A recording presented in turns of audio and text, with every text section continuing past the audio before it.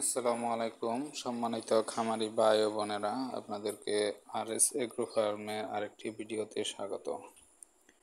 আজকে যে বিষয়টি নিয়ে কথা বলবো সেটা হচ্ছে আমার মুরগির বাচ্চার বয়স মাশাল্লাহ আজকে 10 দিন। তো এই 10 দিন বয়সের ঘাউটের যে অবস্থা, আমার যে গাউট হয়েছে এই গাউটের অবস্থা নিয়ে আজকে আলোচনা করব। গাউট কেমন হলো, কি কি চালাচ্ছি, কি কি পদক্ষেপ নিচ্ছি, এসব বিষয়ে বিস্তারিত আলোচনা করব।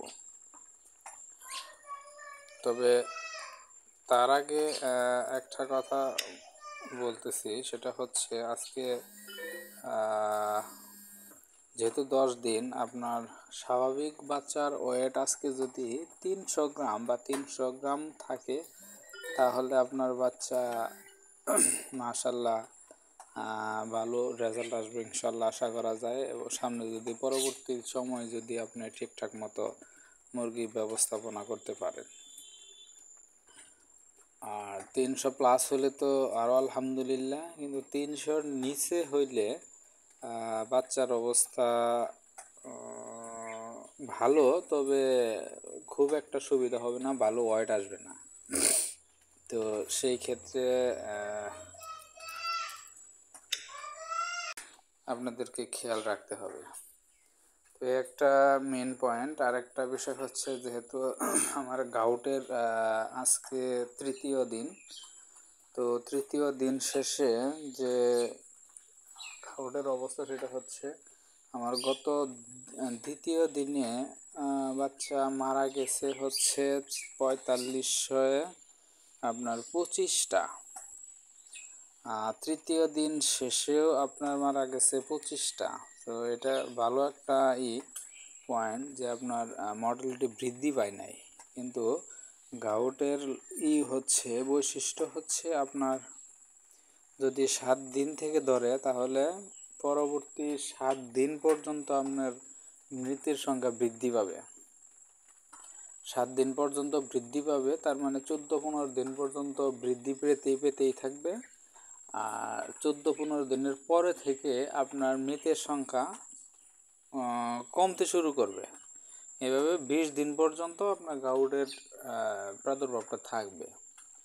যখন দেখবেন আপনি 20 দিনের পরেও মারা যাচ্ছে, সেক্ষেত্রে আপনাকে বুঝতে হবে যে গাউটের পাশাপাশি অন্য কোনো সমস্যা আছে, অন্য কোনো সমস্যার কারণে মারা যাচ্ছে। ঠান্ডা থাকতে পারে, বা যদি গাউট থেকে IBS পর্যন্ত হয়ে যায়, IBS-এ মারা যেতে পারে, বা বিভিন্ন ধরনের রোগবালায় মারা যেতে পারে। সেক্ষেত্রে আপনি খেয়াল রাখবেন এবং কি ডাক্তারের সাথে রোগ নির্ণয়ের জন্য আলোচনা করবেন বা পোস্টমর্টম করে রোগ নির্ণয় করবেন। তো এটা হচ্ছে একটা বিষয়। আর একটা বিষয় হচ্ছে, এই গাউটের সময় আমি কিন্তু ভ্যাকসিন করতে সাহস পাচ্ছি না। যারা ডিলার থেকে বাচ্চা নেয়, যাদের ভ্যাকসিন করা থাকে না সাধারণত, তারা 7 দিনের আগেই একটা রানীক্ষেত ভ্যাকসিন করে নেবেন। আপনি যে যে ভ্যাকসিনগুলো আপনারা 4 দিন বা 5 দিনে করেন বা 6 দিনে করেন, ওই ভ্যাকসিনটা আপনি তৃতীয় দিনে করে ফেলবেন। তৃতীয় দিনে বা তৃতীয় দিনে করে ফেলবেন। আর হচ্ছে আপনার গাম্বুরা ভ্যাকসিনটা, তার মানে রানীক্ষেতের ভ্যাকসিনটা প্রথমটা করে নেবেন, তার 2 দিন পর আবার গাম্বুরা ভ্যাকসিন করে নেবেন। কারণ আপনি গাউটের সময় আপনি ভ্যাকসিন করার সময় পাবেন না। ভ্যাকসিন করলে আপনি গাউটের মাত্রাটা বৃদ্ধি পাবে, মর্টালিটি অনেক হাই হয়ে যাবে। আর একটা কাজ করতে পারেন, সেটা হচ্ছে যখন গাউট ভালোর দিকে 14-15 বা 15-র পরে গিয়ে আপনি একটা ভ্যাকসিন করতে পারেন। তো ভ্যাকসিনের অল্টারনেটিভ নেই। গাউট লাগছে যদি আপনি ভ্যাকসিন করবেন না, সেটা করা যাবে না, ভ্যাকসিন আপনাকে করতেই হবে। ভ্যাকসিনের গুরুত্ব অপরিসীম। সেটা যার গাম্বুরা বা রানীক্ষেত রোগ হয়, বাট সামান্য ক্ষতি করে হয়তো বা রিকভারে আপনি ব্যাক করতে পারেন, তারা বুঝতে পারেন যে আসলে ভ্যাকসিনের গুরুত্ব কী। আর তারা ভ্যাকসিন দেন না, একবার গাম্বুরা রানীক্ষেত হইলে একবারে সে সাবার হয়ে যায়, তারাও গুরুত্বটা বুঝতে পারেন। তো এই দুই বিষয় অনেক ইম্পর্ট্যান্ট। তবে আমি মেডিসিন যেগুলো এখন বর্তমানে চালাচ্ছি, আমার বাচ্চার কিছু হালকা ঠান্ডার ভাব আছে, আমি খেয়াল করে দেখলাম হালকা খ্যাক খ্যাক করে। তার জন্য আমি ব্রঙ্গোভেট চালাচ্ছি। যদি এই ঠান্ডার মাত্রাটা একটু বেড়ে যায় সেক্ষেত্রে আমি পালমোকেয়ার ধরবো। তো এটা হচ্ছে আমার প্ল্যান।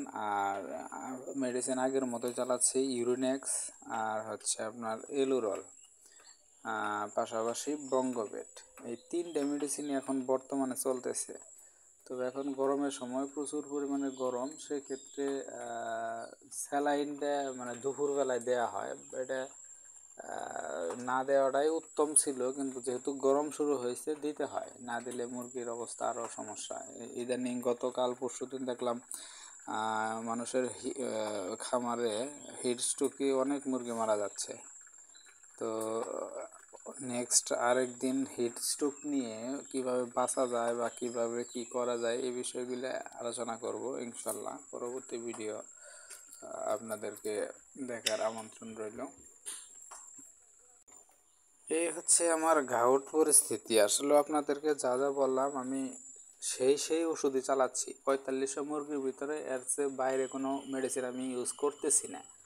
তো 45 দিনের মুরগিতে যদি আমি এইভাবে গাউট রিকভার করতে পারি বা মানে স্বাভাবিক মর্টালিটির ভিতরেই শেষ করতে পারি, তাহলে তো আলহামদুলিল্লাহ। সেটা সেই পদ্ধতি আপনাদেরকে ফলো করতে অসুবিধা নেই।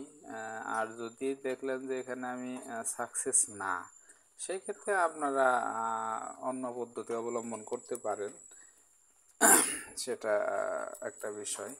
এখানে আমি যে পদ্ধতিগুলো বর্তমানে অবলম্বন করতেছি, 1 নম্বর হচ্ছে আপনার টোটালি অ্যান্টিবায়োটিক অফ, 2 নম্বর সব ধরনের ভিটামিন অফ, আর খাবারের প্রোটিনের মাত্রা একটু কমিয়ে আনা হয়েছে, এবং ঘন ঘন মুরগিদেরকে উঠিয়ে দিয়ে পানি খাওয়ানোর প্রবণতা বৃদ্ধি করা হয়েছে, যার ফলে 2 ঘন্টা বা 1 ঘন্টা পর পর পানি চেঞ্জ করে দেওয়া হচ্ছে, ঠান্ডা পানি দেওয়া হচ্ছে। এই পদক্ষেপগুলি আমার মূলত গাউটের নির্মূলের প্রধান পদক্ষেপ।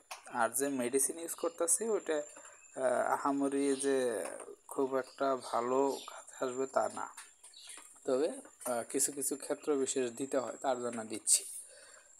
এই হচ্ছে গাউটের অবস্থা। ইনশাল্লাহ আজকে 3য় দিন গাউটের, কালকে 4র্থ দিন। তো 4র্থ দিনের ভিডিও নিয়ে আসবো, 4র্থ দিনে আপডেট দেবো ইনশাল্লাহ। সে পর্যন্ত ভালো থাকেন, আল্লাহ হাফেজ।